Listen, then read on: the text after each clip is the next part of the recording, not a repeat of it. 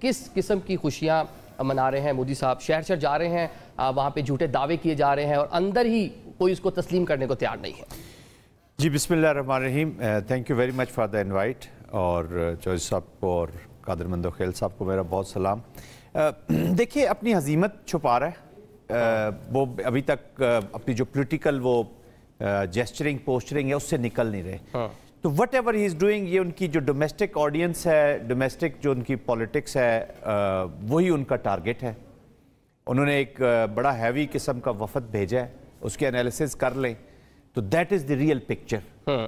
اور پاکستان نے جس طریقے سے ان کو انڈیا کو جو ہزیمت اٹھانا پڑی ہے، مطلب ہے کتنی بڑی طاقت جس نے اپنے آپ کو شو کیا ہوا تھا، جس نے اپنے آپ کو یہ ریجن کا ایک ہیجمون کے طور پہ پیش کیا ہوا تھا، net security provider, challenger to the Chinese against Chinese, تو وہ سارا دھڑام سے اس کا ایک جو ہے وہ ختم ہو گیا۔ بلکہ آج امریکن جو تھنک ٹینکس ہیں وہ بھی اس کی تصدیق کر رہے ہیں۔ تو دیکھیں اچھا، ایک تو دنیا کا نا یہ جو رونا یہ رو رہا ہے جھوٹ کے اوپر، جس ٹیررزم کی یہ جو بات کر رہا ہے بار بار، یہ اس وقت ویسٹ کا اور امریکہ کا اتنا بڑا ایشو نہیں ہے جو یہ ان کی سپورٹ لینے کے لیے نکل گیا، ان کے اپنے بہت ایشوز ہیں۔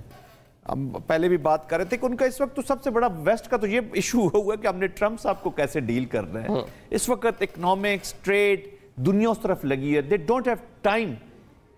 اور دنیا تھوڑی سی اس وار سے ابھی دیکھیں، انفارچونیٹلی کہہ لیں یا فارچونیٹلی کہہ لیں، پاکستان اٹ از فارچونیٹلی کیونکہ وہ ان کے جھوٹ کو اب سمجھ گئے ہیں، اور انفارچونیٹلی جب غازہ کا کانٹیکسٹ آتا ہے تو اس دیکھیں نا وہ جینوسائیڈل ایکشنز پہ بھی دنیا خاموش رہی ہے۔ بالکل اپنے they don't have any interest۔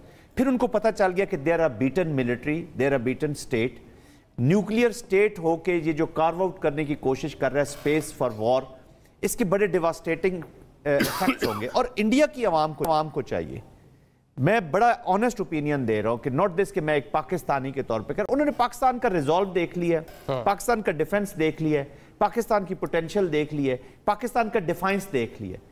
Pakistan کا جو ڈیفائنس ہے نا، یہ جو حسینیت ہے نا پاکستانی قوم کے اندر، یہ اس نے دکھانی ہے، چاہے خود مٹ جائے، یہ اس وقت تک یہ اپنے آپ کو ڈیفائنس یہی ہے نا، حسینیت کا جو پیغام ہے، یہ جو لیسن ہے، اس کی اپلیکیشن ہے۔ پاکستان اس کی اپلیکیشن کرے گا، یہ بدر کی اپلیکیشن کرے گا، یہ خندق کی اپلیکیشن کرے گا، 313 پھر لڑیں گے۔